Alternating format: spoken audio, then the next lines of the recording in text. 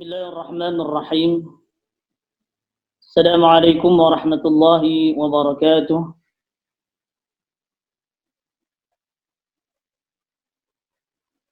الحمد لله حمدا كثيرا طيبا مباركا فيه كما يحب ربنا ويرضى،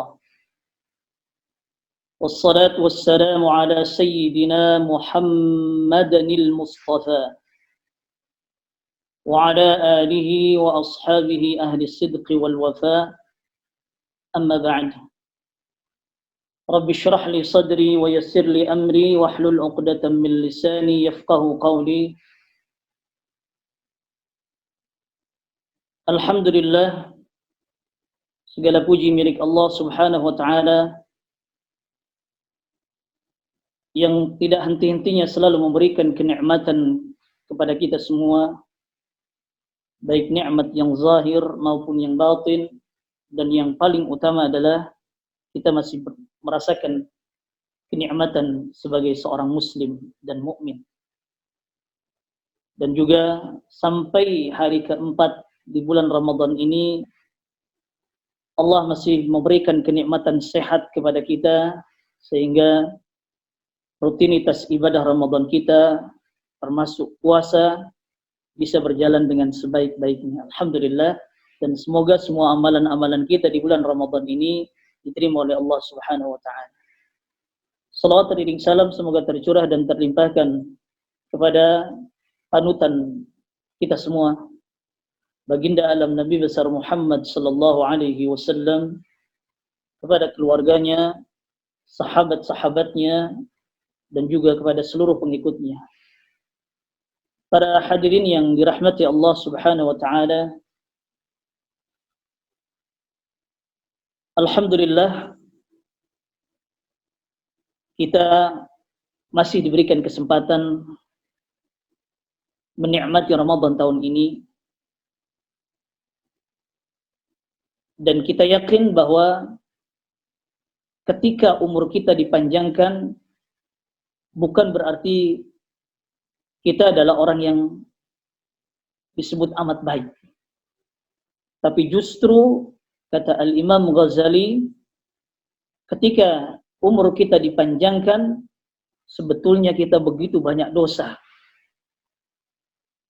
Begitu banyak kesalahan-kesalahan kita.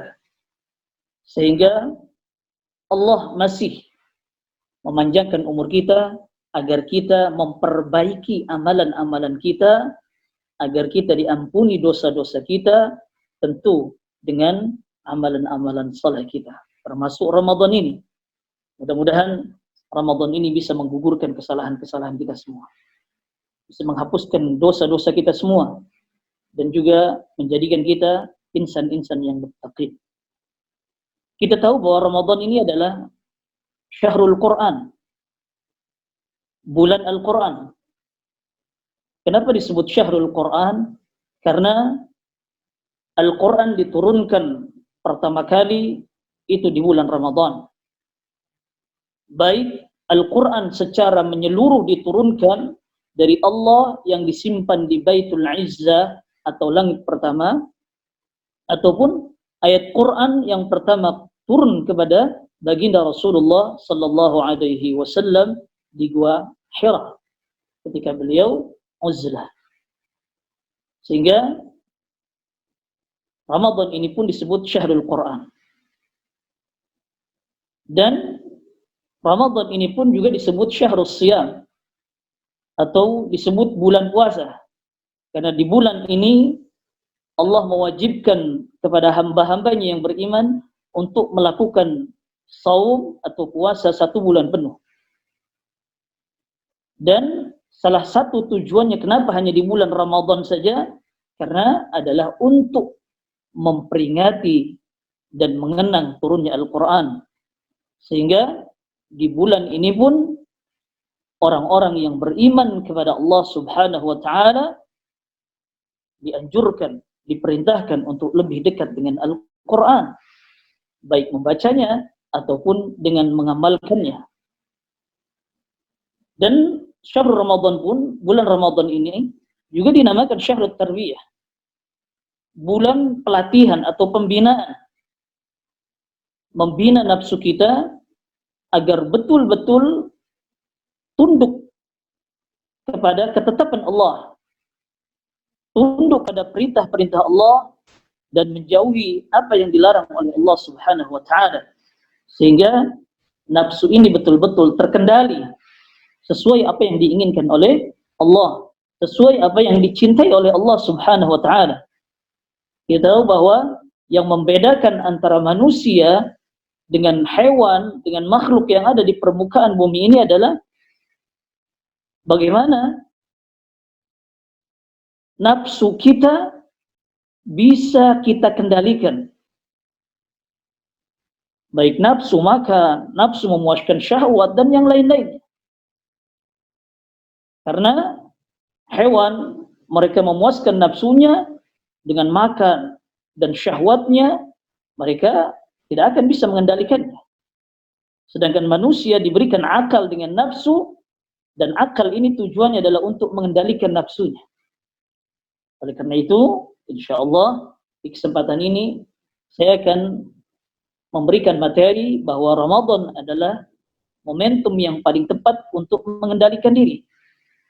Karena kita tahu di bulan Ramadan ini adalah bulan diwajibkan berpuasa.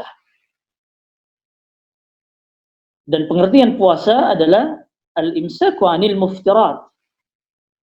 Dan pengertian puasa adalah menahan dari hal-hal yang membatalkan. Baik hal itu atau perbuatan itu, kalau tidak berpuasa, itu adalah perkara yang dihalalkan, apalagi yang diharamkan. Seperti makan, minum, memuaskan syahwat kepada istri, apalagi kepada selain istri. Oleh karena itu, ada perkataan ulama, kenapa yang dilarang itu adalah makan dan minum? Padahal syahwat itu bukan hanya sekedar makan dan minum saja. Tapi kata para ulama, ingat, al-mar'u yas'a li gharaihi, batnihi wa farjih. Manusia pada umumnya mereka berusaha baik mengumpulkan harta, berusaha untuk menuju sesuatu, ya, mereka mau berusaha itu tujuan untuk memuaskan dua lubangnya. Yang pertama adalah batni, perutnya, wa farji, dan kemaluannya. Oleh karena itu ketika berpuasa, seseorang dilarang dalam ukuran waktu tertentu untuk memuaskan mulutnya, untuk memuaskan perutnya dengan makanan dan minuman, sesuai apa yang sudah ditentukan oleh Allah Subhanahu wa Ta'ala dari waktu fajar sampai waktu maghrib. Dan ini bukan berarti melarang secara menyeluruh dalam sehari semalamnya, tidak, hanya waktu tertentu saja. Tujuannya adalah untuk mengendalikan, bukan menghilangkan. Karena pada umumnya seseorang berusaha bukan hanya kepada yang halal, yang haram pun itu tujuannya adalah untuk memuaskan perutnya. Berapa banyak manusia melakukan perbuatan-perbuatan haram untuk mengenyangkan perutnya, untuk makan yang enak-enak, yang mereka anggap lezat, yang mereka anggap ya bisa memuaskan mulut dan perut mereka.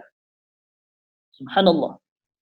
Oleh karena itu ketika seseorang berpuasa, mulutnya dan perutnya tertahan untuk memakan sesuatu, meminum sesuatu, bahkan dari cara yang halal atau sesuatu yang halal, tetap dilarang. Supaya apa? Supaya mereka tidak sama dengan binatang yang setiap waktunya makan, minum. Dan manusia, sungguh Allah ciptakan lebih mulia daripada hewan. Allah sudah muliakan manusia dengan akal dan nafsunya, yang nafsunya bisa dikendalikan dengan akalnya. Itulah tujuan Allah Subhanahu wa Ta'ala memerintahkan puasa di bulan Ramadan ini, untuk bisa mengendalikan ya syahwatnya. Karena syahwat ini pada umumnya ya dipicu oleh karena perut, ya, wa farji, dan kemaluannya. Sehingga Rasulullah sallallahu alaihi wasallam ditanya ya oleh seorang sahabat dalam hadis yang diriwayatkan oleh Abu Hurairah, "Ya Rasul, apakah sesuatu yang paling banyak memasukkan manusia ke dalam neraka?" Jawaban Rasulullah sallallahu alaihi wasallam adalah mulut dan kemaluannya. Mulut dan kemaluannya. Ini yang dijawab oleh Rasulullah ketika ditanya, apa yang membuat manusia ya mereka masuk ke dalam neraka? Apa yang paling banyak? Rasulullah sallallahu alaihi wasallam, yang paling banyak membuat manusia masuk ke dalam neraka adalah disebabkan karena ucapan-ucapannya. Disebabkan mulutnya. Bukan hanya ucapan, mereka memakan yang haram. Mereka memuaskan perutnya dengan sesuatu yang haram. La ilaha illallah. Berapa banyak orang mencuri, merampok, ya, korupsi, ya, dan memuaskan syahwat mereka, ya, hanya ingin mengenyangkan mulut dan perut mereka. Begitu pula dengan kemaluan mereka. Berapa banyak orang ingin menduduki satu jabatan supaya mudah mereka mencari wanita-wanita yang haram, berzina dengan siapa saja. Bahkan ada orang berzina sampai membayar wanita satu malam 50 juta, 100 juta. La ilaha illallah, tabarakallah. Oleh karena itu, baginda Rasulullah sallallahu alaihi wasallam ketika Ramadan, ketika puasa Ramadan, Rasulullah sallallahu alaihi wasallam bukan hanya sekedar mengarahkan seseorang untuk tidak membatalkan dengan minum dan makan, tetapi apa? Rasulullah mengarahkan kepada umatnya, fa idza kana yaumu shaumi ahadikum, maka jika salah seorang sedang berpuasa dari kalian, salah seorang dari kalian sedang berpuasa, kata Rasulullah, fala yarfus, jangan berkata yang keji. Wala yashab, dan jangan berteriak-teriak. Memanggil anak, memanggil kawan, memanggil bawahan, jangan berteriak dengan ucapan yang sedang-sedang saja atau dengan ucapan yang rendah. Wala yajhal, dan jangan berbuat bodoh, berbuat yang sia-sia yang tidak ada manfaatnya. Masya Allah, kita melihat dalam redaksi hadis ini saja bagaimana puasa di bulan Ramadan ini adalah berlatih bagaimana kita mengendalikan diri, mengendalikan nahwa nafsu kita, yang di dalam Al-Quran, dalam ucapan Nabi Yusuf yang diabadikan dalam Al-Quran pada surah Yusuf ayat 53, A'udzu billahi minasyaitonir rajim, wa ma ubarri'u nafsi, innan nafsa la'ammaratun bis-su' illa ma rahima rabbi, inna rabbi ghafurur rahim.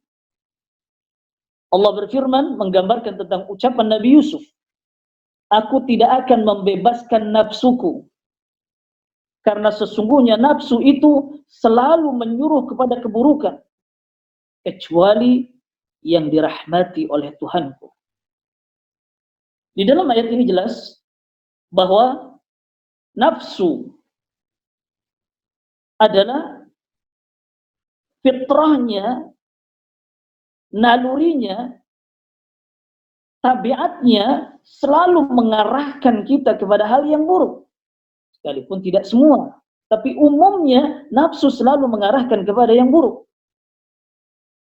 Sehingga di bulan Ramadan ini adalah momentum yang paling tepat bagaimana kita mengendalikan hawa nafsu kita, mengendalikan diri kita, agar kita tidak terjerumus dalam hal yang haram.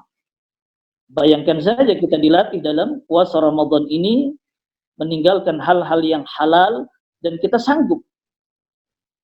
Tentu logikanya bagaimana yang haram? Yang halal saja ketika Allah tentukan tidak boleh dalam waktu tertentu, apalagi yang haram.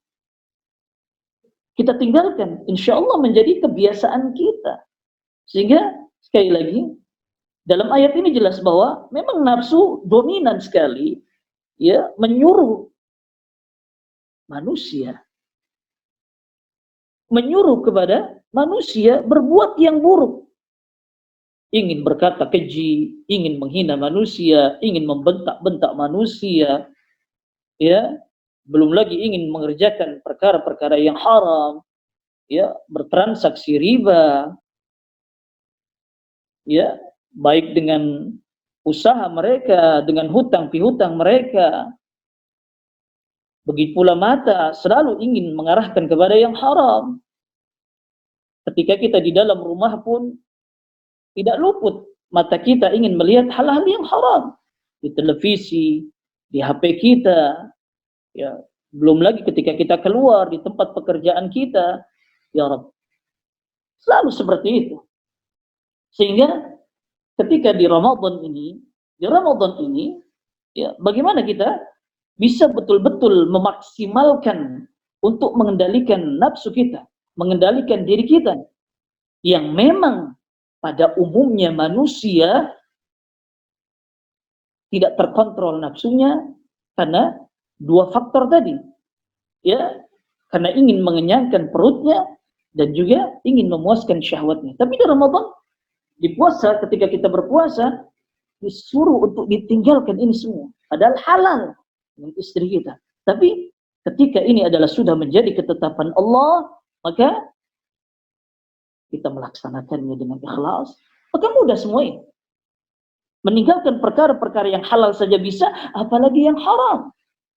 Oleh karena itu, di dalam ayat Al-Quran, tujuan berpuasa adalah la'allakum tattaqun, agar kalian bertakwa, agar betul-betul kalian takut kepada Allah Subhanahu wa Ta'ala. Orang kalau sudah takut, kalau sudah takwa, Masya Allah, jangankan perkara-perkara yang haram, perkara yang halal saja, tapi khawatir jatuh kepada yang haram, dia akan tinggalkan. Mungkin di masa dulu belum ada televisi. Di masa dulu belum ada perkara-perkara seperti HP.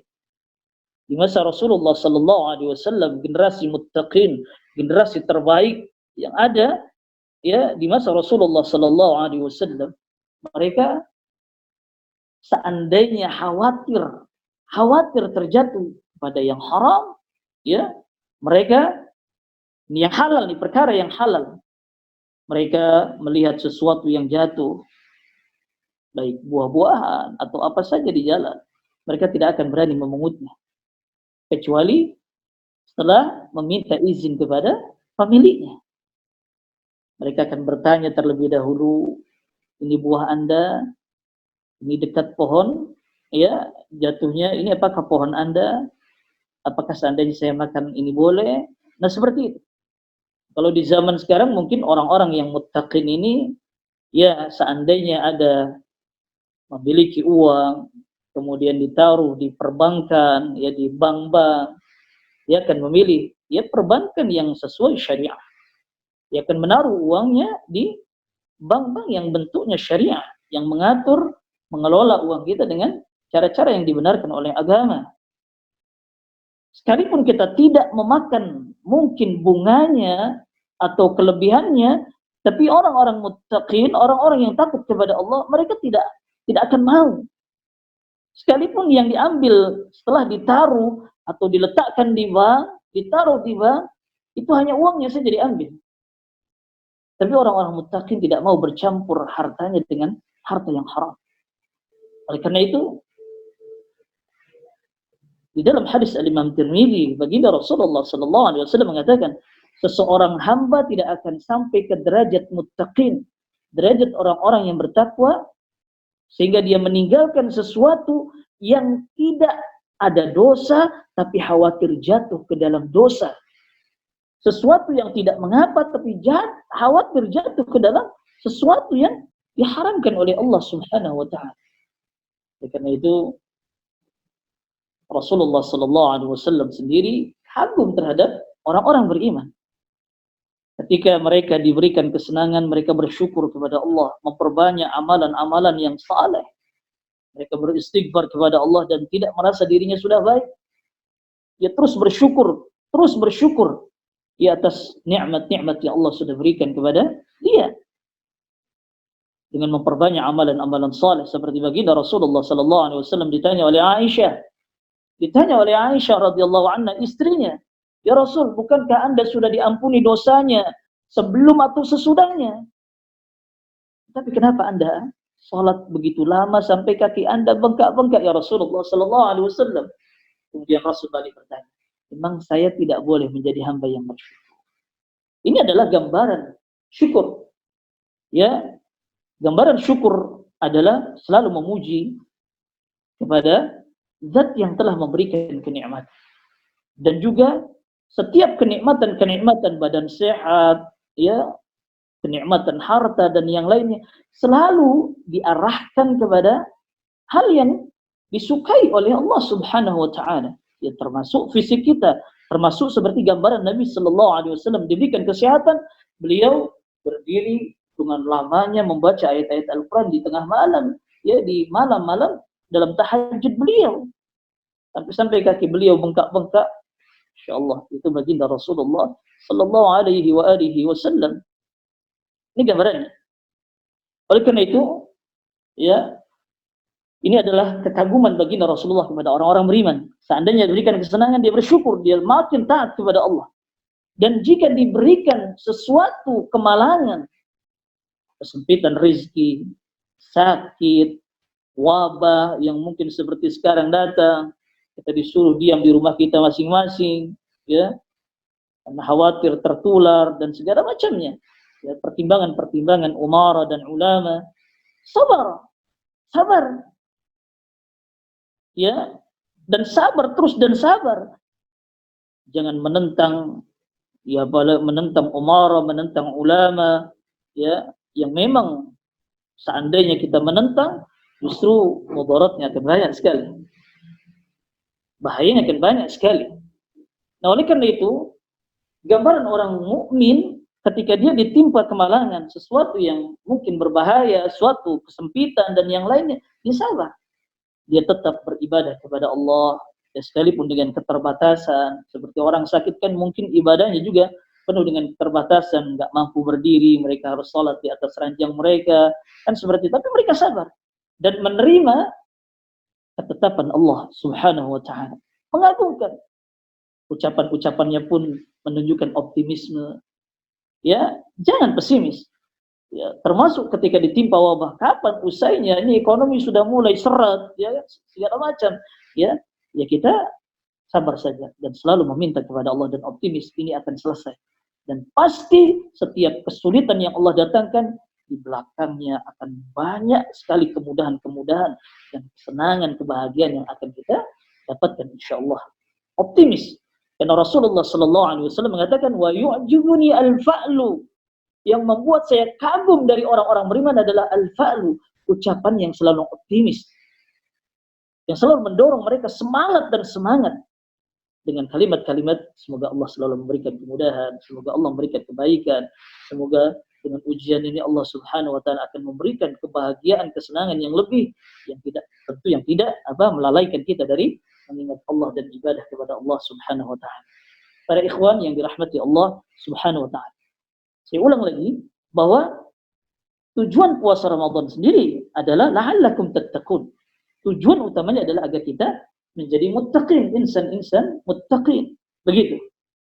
Nah, sehingga Syekh Ali As-Sabuni memberikan gambaran bahwa puasa ini adalah, ya, di Ramadan ini ya, yang memang diwajibkan puasa di dalamnya adalah tarbiyatun nafs, mendidik nafsu kita. Mendidik seperti apa? Ya, mendidik agar taat kepada Allah. Mendidik agar menanamkan nilai-nilai Al-Quran. Karena kita tahu, sekali lagi kita tahu Al-Quran ini isinya semuanya adalah baik. Bagaimana Al-Quran ini isinya semuanya mengajarkan bagaimana kita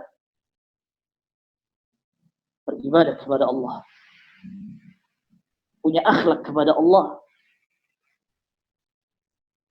Dan juga isinya bagaimana kita berbuat baik kepada manusia sesama kita, terutama keluarga-keluarga kita.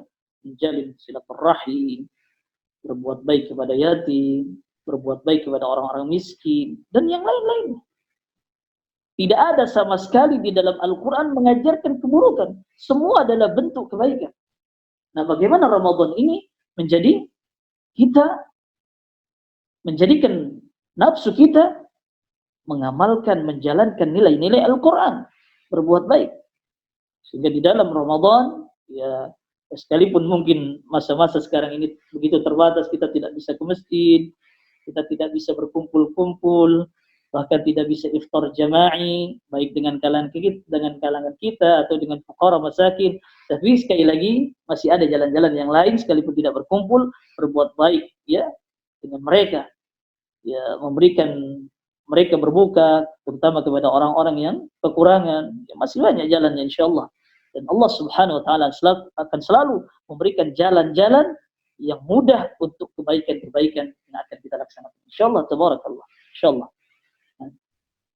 Jadi tarbiyatun nafs, mendidik nafsu kita agar betul-betul tunduk kepada kita. Jangan sampai kita tunduk kepada nafsu. Seandainya terbalik, ini akan berbahaya. Bisa jadi kita manusia lebih jahat daripada syaitan atau iblis. Ya, bayangkan saja iblis dan juga keturunannya ketika sudah menyesatkan manusia, mengajak manusia mentuhankan atau tunduk kepadanya, ya, dengan cara-cara ya mungkin saja membuat patung, membuat salib dan yang lainnya agar disembah. Dia akan mengatakan inni kafartu bima asyraktumuni min qabl.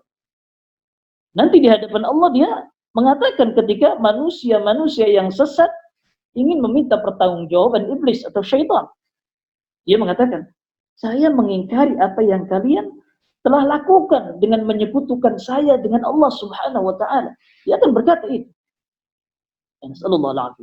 Dan iblis selalu ketika sudah mengganggu manusia dan sukses mengganggunya, dia akan mengatakan inni akhafullah, saya takut kepada Allah. Tapi manusia tidak seperti itu. Bahkan lebih sadis, lebih dahsyat. Nah, ketika akalnya sudah dikalahkan dengan nafsunya, ya contoh saja Fir'aun. La ilaha illallah. Dia mengaku Tuhan. Dan sama sekali tidak, setelah menyesatkan manusia, setelah mengajak manusia untuk menyembahnya, dia tidak mengatakan inni akhafullah. Saya takut kepada Allah. Enggak begitu. Ini kalau sudah dikalahkan, ya, sudah dikalahkan oleh apa? Oleh nafsunya, akalnya sudah dikalahkan oleh nafsunya. Subhanallah, tabarakallah. Ya. Bahkan Al-Quran menjelaskan manusia kalau sudah dikalahkan oleh nafsunya, akalnya sudah dikalahkan oleh nafsunya, ulaika kal an'am, mereka seperti binatang. Binatang yang kita anggap hina, binatang yang kita anggap Allah rendah, ya, bahkan kita pun kalau disamakan dengan binatang enggak mau. Tapi kata Allah, ulaika kal an'am, orang kalau sudah akalnya dikalahkan oleh hawa nafsunya, mereka seperti binatang, balhum adall, bahkan mereka lebih sesat. Jadi antara manusia, bayangkan sudah dijadikan berpasang-pasangan, tapi masih ada orang yang kawin dengan sejenisnya. Laki-laki dengan laki-laki, perempuan dengan perempuan. Dan itu dari masa dulu sudah ada. La ilaha illallah. Bayangkan saja, mungkin binatang memakan sesuatu, satu jenis saja makanan yang dia makan. Tapi manusia berbagai macam makanan. Yang halal sudah dihalalkan oleh Allah begitu banyak, tapi tetap saja mereka menabrak dengan sesuatu yang haram. Daging sudah banyak dihalalkan oleh Allah, daging sapi, daging kambing, dan juga binatang-binatang yang tidak memudaratkan, tidak berkuku panjang, tidak bertaring, halal. Tapi masih saja mereka mencari yang haram. Makan kampret, makan anjing, makan babi. La ilaha illallah, la ilaha illallah. Oleh karena itu, ya, bagaimana Ramadan ini menjadikan kita bisa memaksimalkan untuk mengendalikan nafsu kita. Semua ada di dalam saum. Semua tertanam di dalam saum. Karena Rasulullah SAW sendiri dalam hadis ya Abu Hurairah, bahwasannya Rasul mengatakan as-siyamu junnah. Berpuasa itu adalah perisai, penjaga, benteng dari apa? Minal ma'asi, dari kemaksiatan, dari hal-hal yang durhaka kepada Allah. Sehingga ketika seseorang berpuasa, lebih cenderung nafsu mereka kepada hal yang baik. Nafsu mereka lebih cenderung suka dengan hal-hal yang Allah cintai, Allah sukai. Bayangkan saja di bulan Ramadan ini, ibadah-ibadah hampir tidak ditinggalkan oleh orang-orang beriman. Dari yang paling sedikit sampai yang paling banyak. Puasa di siang harinya, belum lagi tilawah Al-Quran. Bahkan orang yang jarang sekali tilawah Al-Quran di bulan Ramadan terdorong nafsunya untuk membaca Al-Quran. Ya, apalagi sebelum wabah ini terjadi ya, Ramadan ini sangat luar biasa. Masjid-masjid penuh, orang yang nggak pernah ke masjid pun di bulan Ramadan ke masjid. Orang-orang yang jarang ke masjid pun antusias betul ke masjid.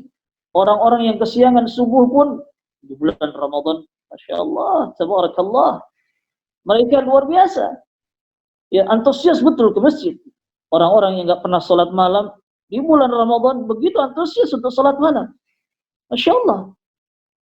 Kalau sudah seperti ini, Masya Allah, hampir-hampir syaitan pun berputus asa untuk mengganggu manusia.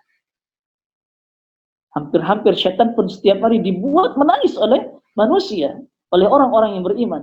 Karena kebanyakan mereka sudah bisa mengendalikan hawa nafsu mereka. Tidak ada pertengkaran. Mulut-mulut orang yang sedang berpuasa Ramadan terjaga betul. Mereka lebih banyak ya berkata hal-hal yang baik. Berkata hal-hal yang bermanfaat. Masya Allah, Tabarakallah. Ini adalah gambaran bagaimana Ramadan ini dimaksimalkan untuk melatih, mengendalikan diri kita. Dan kita tahu Ramadan sendiri juga wa ta'widu 'ala sabri fi tahammulil masyaqq fi sabilillah.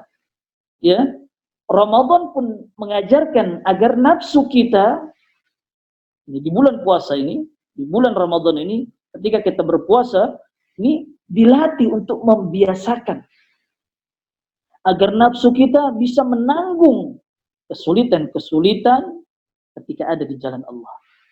Karena manusia ketika menyatakan beriman, jangan menyangka mereka bebas dari ujian-ujian Allah. Orang-orang sebelumnya ketika menyatakan beriman, di antara mereka bahkan para nabinya ada yang dibunuh, ada yang dibakar hidup-hidup, ada yang badannya dipotong-potong. Ya Allah, ketika menyatakan beriman.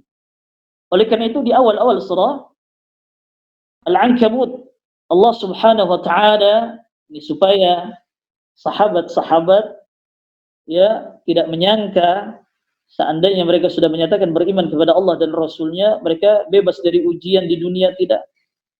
Dari fitnah-fitnah di dunia, tidak.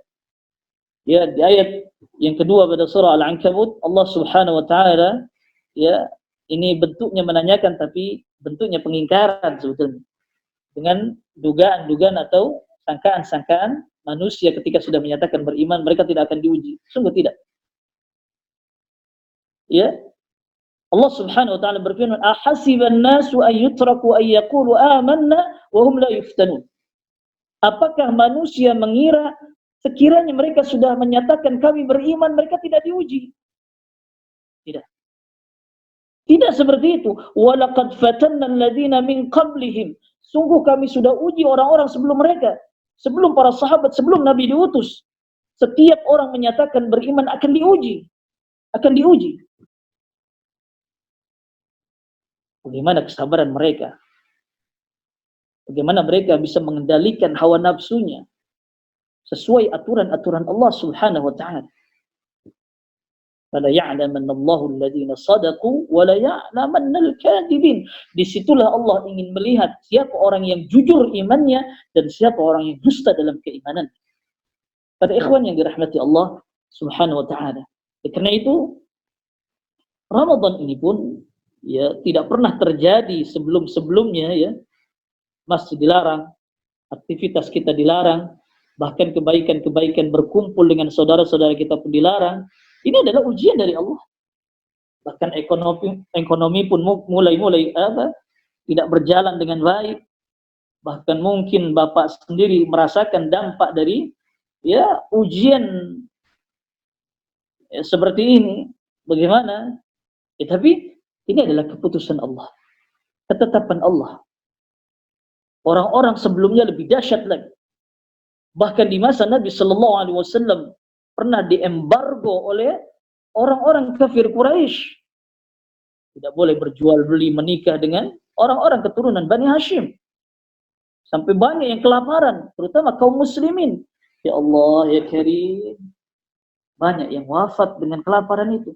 Itu ujian dari Allah Subhanahu wa taala. Kalau kita alhamdulillah belum sampai kelaparan. Mudah-mudahan tidak sampai seperti itu.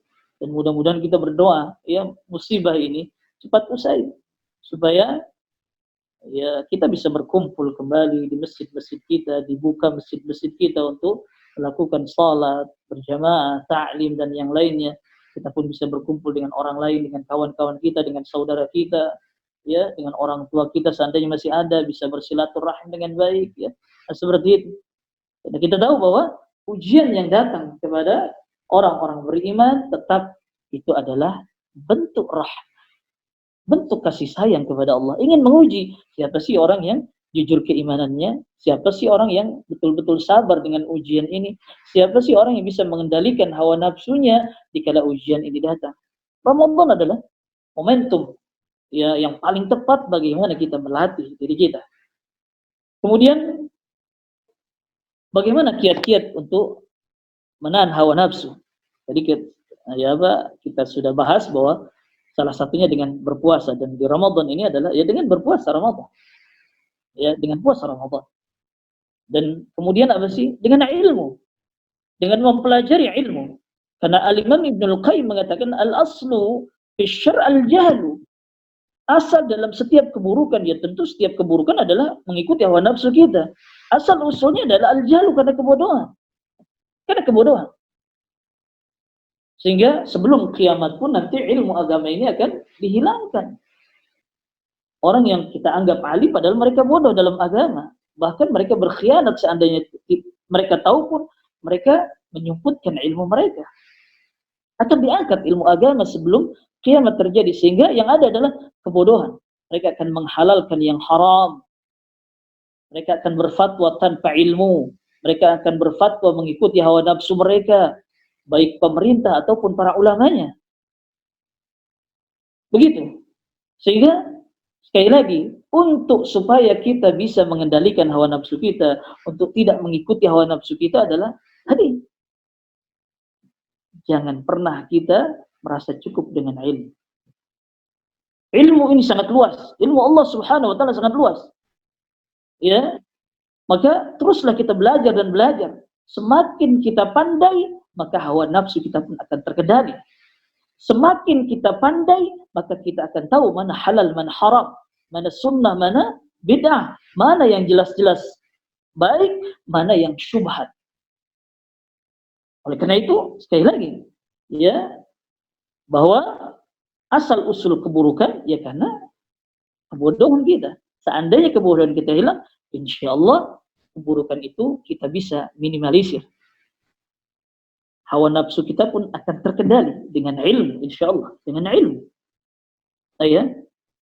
Kemudian apa lagi? Kemudian ilmu ini tentu Al-Quran dengan sunnah yang paling utama Karena untuk supaya kita betul-betul meningkat keimanan kita, tentu dengan memahami Al-Quran dan sunnah Rasulullah Sallallahu Alaihi Wasallam. Kemudian apa lagi? Agar kita terkendali nafsu kita, maka hendaknya kita selalu bercampur di dunia ini dengan orang-orang yang saleh. Kita buat keluarga yang saleh dan salihah. Seandainya kita masuk ke rumah, ada istri yang salihah. Ada anak-anak kita yang saleh dan salihah. Coba. Bagaimana? Apakah kita ingin mengikuti hawa nafsu kita atau akal kita yang akan mengendalikan? Ketika kita masuk melihat istri yang salihah, Masya Allah. Masuk istri sedang salat. Masuk istri sedang baca Al-Quran. Masuk istri ketika menyambut kita dengan senyuman, dengan kalimat-kalimat yang sopan, yang baik. Apa yang akan kita perbuat? Termotivasi untuk melakukan kebaikan. Hingga nafsu kita mungkin sedang ruwet, sedang mumet di luar sana, masuk berkumpul dengan keluarga kita yang saleh dan salihah, terkendali hawa nafsu kita. Akan tenang jiwa kita. Seandainya mereka sedang melakukan ketaatan, terdorong kita pun untuk melakukan ketaatan kepada Allah. InsyaAllah, begitu pula dengan kawan-kawan kita. Makanya Allah menyuruh kita supaya apa? Supaya berkumpul dengan orang-orang yang saleh. Dengan orang-orang yang jujur dalam ucapan dan keimanannya. Dalam Al-Quran surah Taubah Allah berfirman, ya ayyuhalladzina amanu taqullaha wa kunu ma'as shadiqin. Wahai orang-orang yang beriman, bertakwalah kepada Allah dan jadilah kalian bersama orang-orang yang jujur, yang benar. Yang benar keimanan, yang jujur perkataan. Sehingga kalau kita berkumpul dengan pelaku-pelaku maksiat, ya, mungkin kita pun tidak jauh seperti kawan kita. Kita pun akan terdorong melakukan maksiat. Kita berkumpul dengan orang-orang yang ahli dunia, selalu bicaranya dunia, usaha kamu bagaimana, tabungan kamu berapa, pasti kita pun akan seperti itu. Tidak jauh. Tapi ketika kita berkumpul dengan orang-orang yang baik, bagaimana? Seperti Pak Halim, ya, Ramadan ini bagaimana? Ya, sudah berapa juz nih? Sudah 4 hari nih, ya. Ya, sudah bagaimana nih Ramadannya? Ya, nah, seperti itu. Bicaranya ilmu, bicaranya kebaikan, bicaranya ya perkataan-perkataan yang baik, yang mendorong orang untuk melakukan kebaikan. Masya Allah, pasti akan terdorong seperti itu. Ya, pasti seperti itu. Oleh karena itu untuk mengendalikan, ya, dan selalu kita belajar terus, ya, berusaha terus untuk mengendalikan hawa nafsu kita. Ya, kiat yang ketiga adalah tadi bersama orang-orang yang saleh, bersama orang-orang yang jujur dalam keimanan dan ucapannya, insyaallah nafsu kita pun tidak akan diarahkan kepada keburukan-keburukan. Karena sekali lagi tidak semuanya nafsu itu buruk.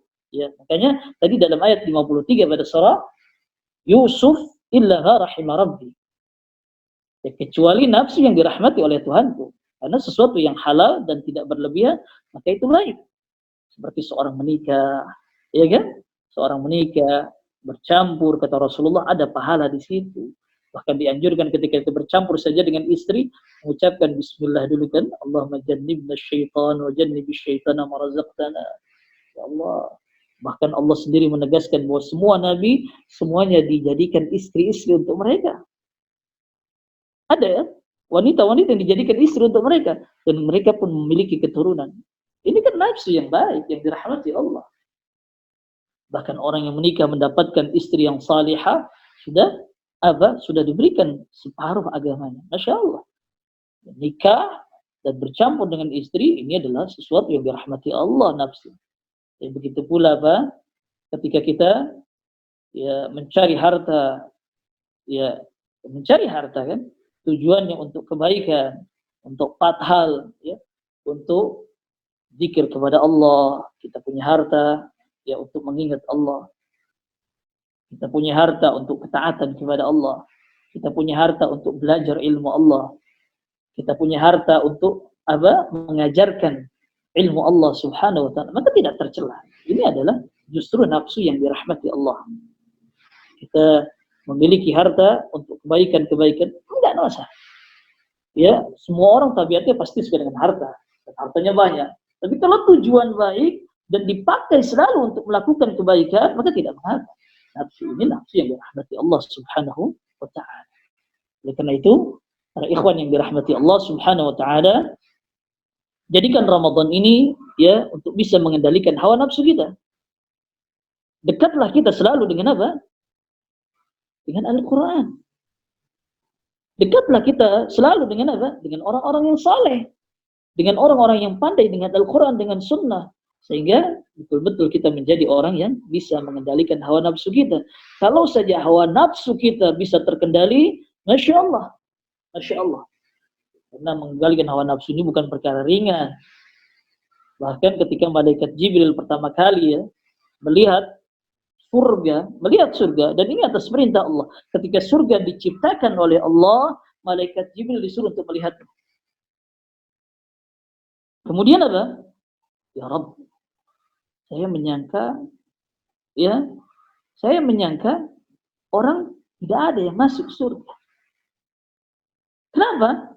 Karena ketika orang yang masuk surga di dunia akan dikelilingi dengan sesuatu yang tidak menyenangkan menurut hawa nafsu mereka. Bayangkan saja kalau orang yang belum biasa dipanggil dengan azan subuh, lagi anak-anaknya tidur, apalagi malam mungkin saja ya bergadang, ya melakukan perbuatan-perbuatan ya dalam dunia mereka, urusan dunia mereka, dipanggil lagi ngantuk-ngantuknya, nafsu ini kan nggak pengen. Kalau tidak ikhlas, nafsu ini nggak pengen. Pengennya tidur terus, nggak mau bangun subuh. Ya enak menurut nafsu. Bangun subuh-subuh, enaknya nanti saja bangunnya siang. Termasuk berpuasa, nafsu ini ya nggak pengen. Kalau nggak ikhlas ya nggak pengen. Pengennya kita ya pagi-pagi sudah makan, sarapan. Apalagi mungkin orang yang merokok, ya merokok. Ya, berbagai macam perbuatan-perbuatan yang bisa memuaskan hawa nafsunya. Ya, begitu pula dengan zakat. Enaknya nggak zakat. Karena ngurangin tabungan kita, ngurangin uang kita. Ya, pengennya ya simpan saja untuk kita, untuk memuaskan hawa nafsu kita. Pengennya sih kan seperti itu. Ya, nah oleh karena itu kata malaikat Jibril, ya, dan ini hadis sahih diriwayatkan oleh Imam Tirmidzi, ya. Kata malaikat Jibril, ya Rabb, saya menyangka tidak ada yang masuk surga. Karena kenapa? Ketika seseorang di dunia dia akan menjadi ahli surga, akan dikelilingi dengan sesuatu yang tidak menyenangkan nafsunya. Nah seperti itu. Kemudian melihat lagi sekali lagi ke surga, ya Rabb, saya yakin tidak ada yang bisa masuk surga. Ya, saya yakin tidak ada yang bisa masuk surga karena beratnya orang ingin masuk surga. Nafsunya harus betul-betul bisa dikendalikan dengan semaksimal mungkin, dengan sebaik mungkin. Itu Jibril. Tapi kan kenyataannya tidak seperti itu kan. Itu malaikat Jibril sendiri seperti itu. Kemudian ketika disuruh untuk melihat neraka, malaikat Jibril alaihi salam, ya Rabb, menghadap Allah lagi setelah melihat neraka. Ya Rabb, saya yakin semua orang tidak ada yang tidak masuk neraka. Pasti semua masuk neraka ya Rabb. Kenapa? Karena dilihat oleh malaikat Jibril di sekeliling neraka adalah sesuatu yang menyenangkan syahwat mereka. Menyenangkan hawa nafsu mereka. Ya. Ketika orang masuk neraka, di dunia mereka dikelilingi dengan syahwat. Berzina, mabuk, riba, ya, korupsi, kan enak. Menurut hawa nafsu enak semua. Kalau nggak enak, nggak ada orang yang mau jadi presiden, nggak ada orang yang mau jadi DPR. Kalau nggak enak, ya menurut hawa nafsu kita, nggak ada orang yang pengen jadi bupati, nggak ada orang yang jadi pengen gubernur. Ya, tapi karena di sini bisa memuaskan hawa nafsu, berlomba-lomba mereka bahkan berdusta sebelumnya dengan dusta-dusta, dengan menyogok dan macam-macam perbuatan yang haram. La ilaha illallah. Kalau saja nafsu ini tidak enak, la ilaha illallah. Tidak ada orang yang mengejar hal-hal yang haram. Tapi kata malaikat Jibril apa? Ya Rabb, saya menyangka tidak ada orang yang tidak masuk ke dalam neraka. Kenapa? Karena ketika mereka hidup di dunia akan dikelilingi dengan syahwat. Kan enak. Siapa bilang syahwat tidak enak? Kan saya bilang tadi, kalau tidak enak, tidak ada orang yang mau jadi presiden. Tidak ada orang yang mau jadi DPR. Tidak ada orang yang mau jadi MPR. Tidak ada orang yang menjadi bupati, gubernur, dan yang lainnya. Tidak ada bank. Tidak ada bank. Tidak ada orang yang minjam ke bank dengan sistem ribawi seperti itu. Tapi karena ini menyenangkan, ya, akhirnya banyak orang yang memilih itu. Sehingga kata malaikat Jibril, ya Rabb, saya menyangka tidak ada yang bisa masuk, tidak ada orang yang tidak masuk neraka. Pasti masuk neraka semua. Ya Allah, ya Rabb. Ya, mudah-mudahan kita termasuk orang-orang yang dilindungi oleh Allah Subhanahu wa Ta'ala, agar kita dijauhkan dari orang-orang yang memuaskan syahwat kita yang tidak terkendali, ya, syahwat yang tidak dirahmati Allah Subhanahu wa Ta'ala. Dan ada kalanya, sekali lagi, nafsu atau syahwat ini yang diridai Allah Subhanahu wa Ta'ala. Ada. ketika kita mendatangkan syahwat kita kepada yang halal, kepada istri, ketika kita keinginan nafsu kita ingin makan dengan cara yang halal, dan tentu dengan adab-adab, masya Allah, dan tidak berlebihan, maka ini menjadi pahala, maka ini menjadi kebaikan. Apalagi digunakan dalam ketaatan kepada Allah, harta kita dizakati, harta kita disedekahi, sekalipun kita kumpulkan, tapi untuk kebaikan, masya Allah. Mudah-mudahan itu adalah harta yang dirahmati seperti di dalam Al-Quran ayat 53 yang akan menjadi bekal kita insya Allah. Bukankah, sekali lagi, bukankah Abu Bakar Siddiq adalah orang yang cukup, orang yang berjuang dengan harta dan jiwanya, ya, dengan tenaganya untuk tersebarnya dakwah baginda Rasulullah sallallahu alaihi wasallam sampai dipuji oleh Allah. Wa sayujannabuha al-atqa alladhi yu'ti malahu yatazakka. Orang yang bertakwa akan menjauh dari neraka. Ya. Siapa? Alladhi yu'ti malahu yatazakka. Orang yang memberikan hartanya untuk mensucikan dirinya. Wa ma li ahadin 'indahu min ni'matin tujza. Enggak ada keinginan ingin dibalas oleh siapa. Illa ibtigha'a wajhi rabbihil a'la, melainkan ingin mencari keridhaan Allah, mencari keridhaan Tuhan yang Maha Tinggi. Ya, nah, ini adalah gambaran seperti Abu Bakar Siddiq. Semoga saja bapak-bapak kita semua ya ketika mengumpulkan harta tujuan baik seperti pahala yang dilimpahkan oleh Allah kepada Abu Bakar Siddiq. Itu tentu dengan maksimal, bukan ukuran minimal ya. Tentu harus memaksimalkan. Karena ketika orang punya kelebihan, maka berjuanglah, beramallah di dalam Islam dengan kelebihannya. Dan ketika seseorang diberikan kekurangan, baik rezeki dan yang lainnya, maka bersabarlah dengan kekurangannya dan tetap istiqamah di jalan Allah, beribadah kepada Allah tentu dengan batas kemampuan. Mungkin itu saja. Kalau ada pertanyaan dipersilahkan. Saya belum tutup dulu ya. Dipersilahkan dulu untuk melontarkan pertanyaan-pertanyaan. Baik. Jasa kalau Khoir Ustadz atas penjelasannya. Mungkin kita buka sesi tanya jawab ya Ustadz. Silakan Pak Edi di unmute terus langsung bertanya. Assalamualaikum Ustadz Taufik. Terima kasih kesempatannya Pak Agus. Ada beberapa yang pertanyaan saya yang sudah saya tulis di chat.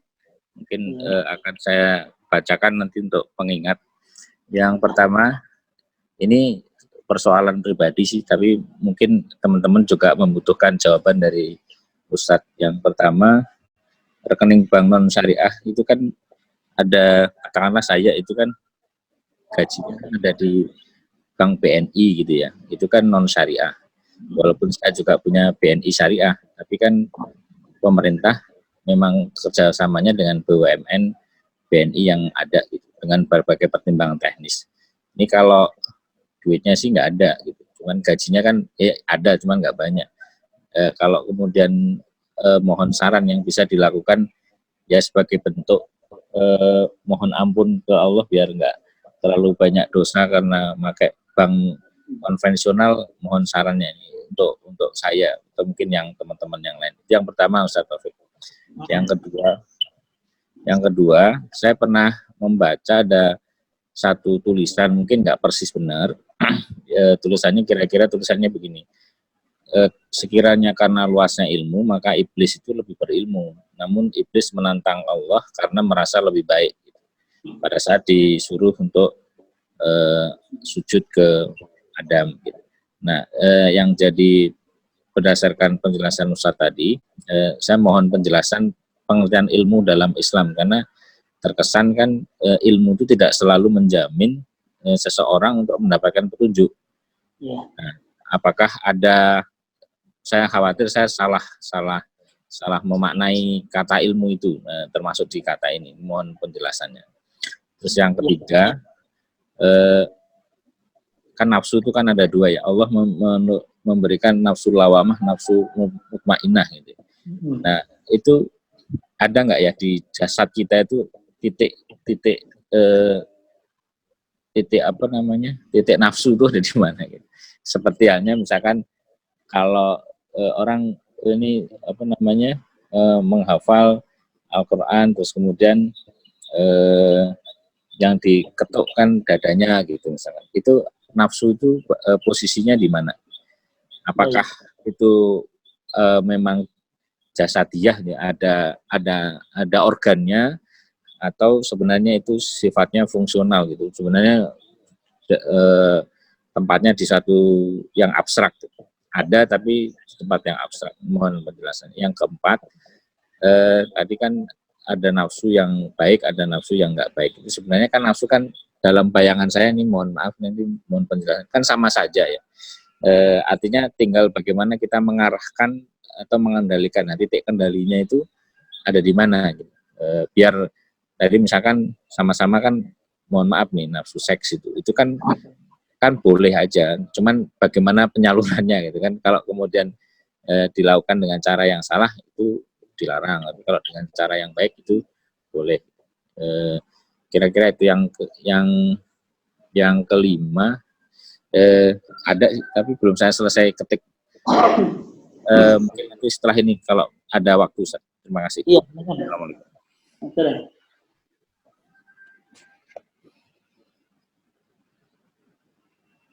Coba Pak, bisa nggak disertai tulisannya Pak? Tulisannya dipapankan ke sini. Yang empat sudah saya posting di chat, Ustaz. Oh iya.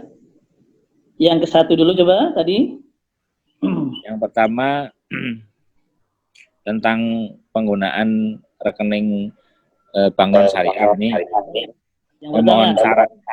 Iya, jadi kalau saja harus di situ, kan ini pilihan, ada yang harus kan gitu kan? Ya. Perusahaan itu ada yang harus, ada yang ya silahkan di mana saja. Kalau memang harus, maka hendaknya dia hanya untuk menerima ya kiriman-kiriman yang misalkan dari perusahaan kita gitu kan. Hanya itu. Dan setelah itu kita ambil. Dan kita alihkan kepada yang syariah. Itu saja saran saya. Kalau kita ditetapkan di situ, maka sekalipun tidak diambil ya bunganya, maka tetap saja uang kita tercampur dengan yang haram. Nah, ini tadi saya sudah jelaskan hadis dari Al-Imam Tirmizi bahwa tidaklah sampai seseorang ke derajat takwa sampai ia meninggalkan sesuatu yang tidak berdosa, khawatir jatuh dalam dosa dan dia bercampur dengan sesuatu yang haram, dan itu dijelaskan oleh para ulama tentang itu. Itu saran saya. Kalau memang Bapak tidak bisa, ya tadi saya gambarkan, istighfar itu bisa saja, cuma Allah pun melihat kemauan dan usaha kita untuk dimaafkan oleh Allah Subhanahu wa taala. Jangan sampai kita seperti orang yang beristighfar tapi maksiat jalan terus. Jangan. Karena beberapa syarat taubat adalah, salah satunya adalah meninggalkan sesuatu yang diharamkan oleh Allah dan kemudian dia bertobat, istighfar kepada Allah. Sedangkan kalau dia beristighfar tapi maksiatnya tidak ditinggalkan, maka tidak cukup, tidak sempurna syarat taubatnya, syarat diterima taubatnya. Saran saya, selain istighfar, ambil uang Bapak ya selain yang untuk syarat menaruh untuk menerima gaji Bapak dan yang lainnya gitu ya. Nah, jadi ambil dan pindahkan kepada syariah. Kalau memang yang dibebaskan oleh misalkan perusahaan untuk di bank mana saja, maka pilihlah bank yang syariah. Ya, bank yang jalannya adalah syariah, gitu. Itu yang pertama. Boleh nambah? Ya. Yang nomor satu itu ada pernyataan nerima uang atau yang bank itu kepentingan tertentu. Kalau kemudian saya mengalokasi dari rekening itu, kemudian ini untuk membersihkan uang apa itu ya, itu boleh nggak? Kalau dari bunga ya, kalau seseorang mengambil dari bunga, hukum asal itu haram. Dan itu bagian dari, saya katakan, riba, transaksi riba. Ya. Kemudian kalau gimana, saya nggak ambil, saya nggak pakai, saya pakai aja untuk kepentingan-kepentingan umum gitu ya, untuk jalanan, untuk apa ya. Sebetulnya hukum asal seperti itu tuh haram tetap, ya, tetap haram. Tapi pertimbangannya sebagian ulama, pertimbangannya seandainya kita ambil atau tidak diambil, tetap saja akan dimakan oleh orang-orang yang ya mungkin menjaga bank, gitu kan? Kalau tidak diambil, lebih baik kita ambil saja, nah ya, untuk dialokasikan ke jalan, tidak untuk makan orang lain, atau apalagi ke masjid, nggak boleh. Nah ya, karena masjid yang dialokasikan dari harta yang haram, dibangun dari harta yang haram, tidak akan diberkahi oleh Allah Subhanahu Wa Taala. Begitu. Jadi hukum asal semua haram dalam transaksi riba. Tapi ketika kita melihat mudaratnya, seandainya didiamkan tidak diambil akan dimakan oleh orang-orang itu, ya, maka lebih baik kita ambil dan kemudian dialokasikan untuk mungkin untuk membangun jalan, ya, untuk menanam pohon di tempat-tempat umum gitu ya. Ya mungkin saja begitu ya. Nah, pokoknya jangan kita makan. Dan jangan dijadikan sedekah untuk orang-orang fakir dari harta yang haram, jangan juga, tak boleh. Ya seperti itu. Baik. Dan beristighfarlah kepada Allah dan lepaslah transaksi riba itu. Karena ancaman untuk memakan riba dahsyat sekali dalam Al-Quran, begitu banyak ancamannya. Begitu pula dalam sunnah Rasulullah sallallahu alaihi wasallam. Baik. Kemudian yang kedua tadi apa Pak? Saya lupa lagi tuh yang kedua. Ya, yang kedua saya terkait dengan iblis kan dikatakan berilmu. Baik. Pertanyaan. Iya. Sudah. Jadi iblis dia berilmu ya. Bahkan ada percakapan di dalam tafsir Al-Imam Ibnu Katsir bahwa seorang nabi kemudian, seorang nabi bukan nabi kita Muhammad sallallahu alaihi wasallam datang kemudian apa yang membuat kamu selamat dari aku? Ya kemudian seorang nabi ini menjawab bahwasannya orang-orang yang bertakwa ya tidak akan ada kekuasaan atas kamu untuk mengganggu atau menyesatkan. Kemudian iblis mengatakan, saya sudah tahu dari dulu, sebelum kamu lahir pun sudah tahu, gitu kan. Kemudian yang lain kata iblis. Kemudian apa? Ya, jika hadir dirasakan adanya engkau wahai iblis, maka Allah memerintahkan kepada saya agar berlindung kepadamu, berlindung kepadanya dari kamu. Kemudian iblis mengiyakan. Begitu. Jadi betulkah iblis itu alim? Betul. Iblis itu alim. Berarti tidak ada jaminan orang alim itu sekali lagi baik atau saleh. Betul. Tetapi sekali lagi ilmu itu adalah wasilah. Bukan jaminan ya. Wasilah, perantara kita untuk bisa saleh. Bukan jaminan, bukan. Karena iblis pandai, tapi kepandaiannya tidak menjamin dia untuk jadi saleh, justru sombong. Gitu. Jadi ilmu itu sekedar wasilah, perantara, ya, untuk supaya kita menjadi saleh, hamba-hamba Allah yang baik. Perantara. Karena ya buktinya banyak orang yang bergelar doktor, profesor dalam agama, tapi ternyata mereka tahu tentang kebenaran, tapi disebutkan, bahkan disesatkan kebenaran itu. Nah itu bukti, ya seperti iblis tidak menjamin. Tapi ilmu itu adalah perantara atau wasilah seseorang, sekali lagi, seseorang bisa menjadi saleh. Cuma perantara. Atau asbab. Atau menjadi sebab. Itu aja. Tapi nggak bisa jadi jaminan, enggak. Jadi jaminan. Nah begitu. Nah ya, sehingga nih ya, Abdullah bin Mas'ud mengatakan bahwa ilmu itu adalah yang bisa menambah rasa takut kamu kepada Allah. Itulah ilmu yang bermanfaat. Itulah ilmu yang bermanfaat. Ketika kamu tahu sesuatu tentang halal dan haram, menambah rasa takut kamu kepada Allah. Jadi wasilah ya Pak ya, bukan jaminan. Karena di antara kita juga ada orang yang tahu tentang ilmu, tapi ternyata tidak menambah ilmu kita ya kepada takut, ya kepada takut kepada Allah Subhanahu Wa Taala. Begitu. Baik, jelas ya Pak ya. Yang kedua ini jelas. Yang ketiga. Ya, yang ketiga apa tadi yang ketiga? Letaknya nafsu karena puasa. Jadi jalur makanan ada jalur lain dari puasa. Terima kasih. Baik. Nafsu itu sebetulnya kalau nafsu itu sendiri kalau diterjemahkan itu banyak. Dia kata homonim ya, Pak. Dia satu kata tapi banyak artinya. Begitu. Nafsu itu bisa diartikan diri. Ini fisik kita namanya nafsu. Gitu kan? Dari kepala sampai ujung kaki kita namanya nafsu. Begitu. Diri. Fisik kita nih nafsu namanya. Ya. Ada nafsu itu, pengertian nafsu adalah sesuatu yang berharga.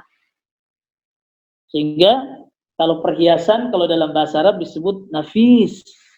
Sesuatu yang indah, nafsu ya, begitu. Sehingga nafsu ini adalah kalau saja disakiti oleh orang lain, ada kisos kalau dalam Islam kan, dibunuh lagi. Kalau motong kuping lagi. Kalau nggak mau dipotong lagi kupingnya, kalau menzalimi orang lain gitu ya, maka harus kena denda dengan denda yang berat, dengan uang atau harta yang lainnya. Masya Allah. Sehingga nafsu ini adalah diartikan juga bisa artinya yang berharga. Nah, kemudian letak nafsu itu di mana? Ya nafsu kita ini adalah ada yang nafsu bentuknya ditaruh oleh Allah Subhanahu wa taala di dalam hati kita. Atau yang disebut keinginan. Keinginan. Ya. Dan keinginan ini muncul dari hati kan? Ya, keinginan ini kan muncul dari hati. Nah, sehingga ada nafsu itu diartikan keinginan. Keinginan diri kita, sehingga diikuti oleh diri ya fisik kita. Ingin makan, ya karena hati ini mendorong kita ingin makan, akhirnya fisik kita pun mencari makanan, kemudian menyuap makanan ke mulut kita dan seterusnya. Jadi nafsu itu sendiri sebetulnya, ya kalau diterjemahkan ada beberapa arti. Nah, ya kalau nafsu yang mungkin Bapak tanyakan adalah keinginan itu semua muncul bermuara dari hati kita. Dan kemudian akhirnya fisik kita yang ya mengikutinya. Ya mengikuti keinginan yang ada dalam hati kita. Ingin makan, ingin ingin kawin, ingin minum, ingin bekerja, ingin cari uang dan seterusnya. Ingin sholat, ingin puasa dan seterusnya gitu. Ya. Sehingga di dalam hadis jelaskan ya bahwa di dalam jasad kita, di dalam tubuh kita ada segumpal daging. Kalau dia baik, maka baik semua fisik kita. Kalau buruk, maka buruk semua fisik kita. Nah, seperti itu. Ala wahyal qalb, dan itu adalah hati. Jelas kan? Jelas ya? Jadi sekali lagi mungkin yang Bapak tanyakan di mana nafsu itu. Nah, tadi saya gambarkan nafsu ini kan artinya bermacam-macam, dan yang mungkin Bapak maksud itu adalah nafsu di situ adalah keinginan hati kita. Nah, begitu. Ya. Sehingga para sahabat Rasulullah sallallahu alaihi wasallam ketika turun ayat Lillahi ma fis samawati wa ma fil ard wa in tubdu ma fi anfusikum aw tukhfuhu yuhasibukum bihi Allah. Milik Allah apa yang ada di langit dan bumi. Jika kalian tampakkan apa yang ada di dalam isi hati kalian, atau kalian sembunyikan, yuhasibukum bihillah, Allah pasti menghisab kalian semua. Berat para sahabat, karena hati ini kan ada ingin baik, ada ingin buruk.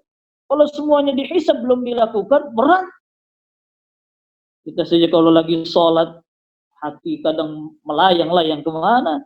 Lagi sholat tapi ada keinginan makan, ada keinginan ini, keinginan itu, macam-macam. Ya, belum lagi di luar sholat. Maaf ya Pak ya, ketika kita melihat apa, enak betul katanya jadi DPR, MPR gampang, betul duit, gaji nggak seberapa, tapi pemasukan dari yang lain itu banyak. Oh enak betul katanya. Ada keinginan begitu. Bayangkan kalau semua dihisab, repot. Belum kita lakukan, sudah dihisab isi hati kita, bahaya. Para sahabat juga ngeluh tentang itu. Akhirnya ketika turun ayat selanjutnya ya la yukallifullahu nafsan illa wus'aha. Allah tidak akan membebani jiwa melainkan dengan kesanggupannya. Nah, di sini para sahabat bahagia betul.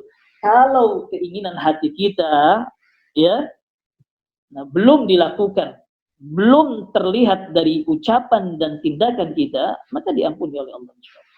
Nah, begitu. Jadi nafsu di sini kalau mungkin yang Bapak tuju adalah yang diartikan keinginan hati. Nah, seperti itu. Baik, itu yang ketiga ya Pak ya. Kemudian yang keempat, tentang adanya nafsul lawwama, ada nafsul mutmainnah. Ada keinginan yang baik, ada keinginan yang buruk. Begitu kan? Nah, keinginan yang baik dan yang buruk itu pun dijelaskan dalam Al-Qur'an kan? Alhamaha fujuraha wa taqwaha. Allah ilhami manusia, diilhami. Diberikan apa? Insting. Ya, arahan-arahan sehingga menjadi keinginan. Ya, ada keinginan baik, ada keinginan buruk. Keinginan baik ya sudah dijelaskan dalam Al-Qur'an, kalau dilakukan akan berdampak baik, dapat pahala. Kalau keinginan buruk dan kemudian dilakukan akan berdampak buruk dan akan menjadi dosa buat dia, akan menjadi siksaan buat dia, malapetaka buat dia. Nah, itu sudah jelas ya dalam Al-Qur'an bahwa memang yang disebut nafsu di sini adalah keinginan diri, keinginan hati kita. Sehingga bisa diikuti dengan ucapan dan tindakan kita. Kalau baik, ya dampaknya baik. Kalau buruk, ya dampaknya buruk. Seperti itu. Baik. Ya, silakan lagi yang lain. Terima kasih Ustaz. Ini ada apa Hermana mau nanya? Masih boleh? Ya. Mungkin yang lain dulu. Orang lain sih di samping saya mau nanya boleh. Ya, silakan. Pak Herman. Assalamualaikum warahmatullahi wabarakatuh. Waalaikumsalam. Waduh. Pak Ustadz, ada yang beberapa hari yang lalu bilang di salah satu mimbar bahwa yang dibelenggu itu sebetulnya iblis, yang iblis yang ketemu Allah itu. Sementara kalau setan-setan itu katanya enggak, sehingga kita masih masih terganggu, masih setan itu masih bisa mengganggu kita. Nah, ini kan saya tuh tersalah aja mendengar baru nih. Apakah memang begitu? Kalau memang yang dibelenggu itu memang iblis yang tahun bahula itu yang ketemu dengan Nabi Adam, dengan Allah. Sementara setan-setannya enggak. Samaan penjelasan Ustaz. Terima kasih. Assalamualaikum warahmatullahi wabarakatuh. Jadi dalam hadis memang jelas ya, dalam hadis Al-Imam Tirmidzi dari Abu Hurairah bahwa jika datang bulan Ramadan, ya, maka pintu surga, sekali lagi pintu surga dibuka, pintu neraka ditutup dan setan diikat. Umumnya para ulama berpendapat bahwa yang diikat itu adalah yang paling dahsyat permusuhan dan gangguannya kepada manusia. Adapun yang ringan-ringan tidak diikat. Adapun yang ringan-ringan tidak diikat. Jadi bahasanya kepala-kepalanya. Ya, kalau manusia kan ada, maaf ya, kalau dalam manusia ada khalifahnya lah. Iblis eselon 1 ya Tat. Ada gubernur-gubernurnya, ada bupati-bupatinya. Nah, yang diikat itu adalah gambaran seperti dalam pendapat-pendapat umumnya para ulama ya, umumnya para ulama. Al-Imam Ibnu Hajar Al-Asqalani, Al-Imam Nawawi, ya kalau ulama-ulama sekarang seperti Syekh Nasir Albani, seperti Syekh Utsaimin, ya Syekh bin Baz dan yang lainnya pada umumnya berpendapat maksudnya al-maradah yang begitu memusuhi manusia dan mengganggu betul kepada manusia. Jadi bahasanya kepala-kepalanya lah. Adapun yang kecil-kecilnya itu tidak. Jadi tidak seluruh syaitan diikat, tidak. Begitu. Itu umumnya pendapat para ulama seperti itu. Sehingga dia mungkin orang-orang yang mengatakan beriman pun ada yang melakukan maksiat di bulan ini banyak, gitu kan? Begitu. Sebetulnya asal usul tanpa syaitan pun manusia sudah diberikan insting untuk melakukan kejahatan dan kebaikan sebetulnya. Dan mereka memilih itu, atau disebut ikhtiar ya, pilihan. Tapi syaitan itu hanya sekedar mendorong-dorong saja supaya kejelekannya dilakukan dan kebaikannya ditinggalkan, seperti itu.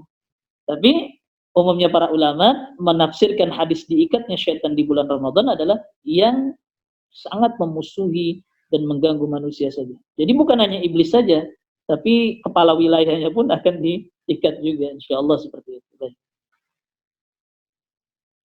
Ya, baik itu. Ada lagi? Pak Halim? Silahkan bapak-bapak yang lain. Kan banyak Pak Ustadz, itu sebenarnya setan juga sudah tidak bekerja, manusia sendiri yang udah bekerja, udah autopilot maksiatnya Pak Ustadz. Apa Pak Halim? Maksiat yang autopilot kan sudah banyak Pak Ustadz, setan nggak perlu capek-capek lagi bekerja. Baik. Maksiat itu banyak, tapi ketika setan itu juga punya kekhawatiran. Sama seperti manusia, sama. Dan setan itu tujuannya untuk mendorong manusia melakukan maksiat agar banyak kawan dia nanti kelak di neraka. Banyak kawan gitu ya. Banyak yang dia sesatkan dan memang sudah janjinya di hadapan Allah Subhanahu wa taala. Jadi maksiat sudah banyak, segala macam sudah banyak, apa setan apakah harus mengganggu? Ya iya. Seperti Pak Halim saja. Maaf ya Pak Halim ya. Seperti Pak Halim sudah banyak uang. 1 tahun dia sudah cukup. Ini misalnya. Tapi kan tetap ada kekhawatiran. Iya kan? Ada kekhawatiran. Tetap saja akhirnya Pak Halim tetap bekerja terus. Tidak mau diam kan? Terus bekerja terus kan? Karena khawatir kalau nggak bekerja bagaimana? Padahal sudah ada stok 1 tahun atau 2 tahun misalkan uang. Itu bisa. Itu sama. Setan pun sama. Dia takut stok orang yang nemenin saya nanti kurang lagi. Atau mungkin tobat mereka dan akhirnya nggak jadi teman saya. Tetap setan juga punya kekhawatiran seperti manusia sama. Baik. Ustadz, Assalamualaikum. Mau nanya nih Ustadz. Saya pernah nonton di YouTube itu ada Ustadz bilang kalau menghadapi syaitan itu kita berpikirnya kamu itu udah gagal, setan itu udah gagal.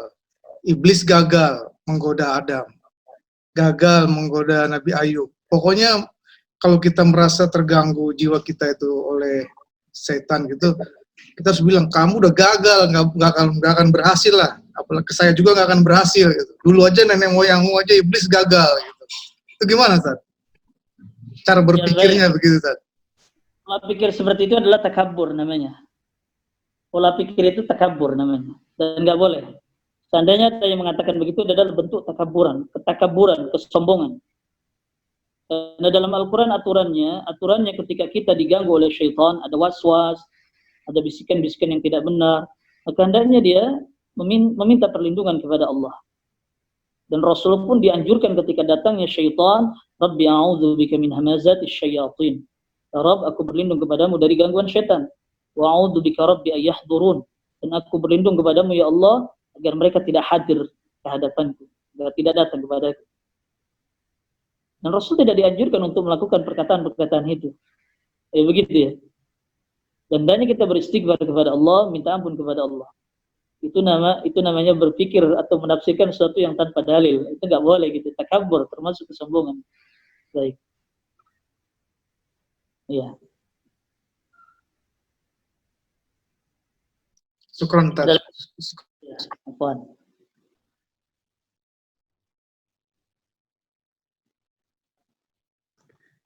Pak Agus, tutup doa. Oke Ustadz, silahkan Ustadz. Ditutup dengan doa Ustadz. Kita udah jam 6:30 nih. Kita tutup dengan kafaratul majlis saja lah ya. Oh gitu, oke. Yuk.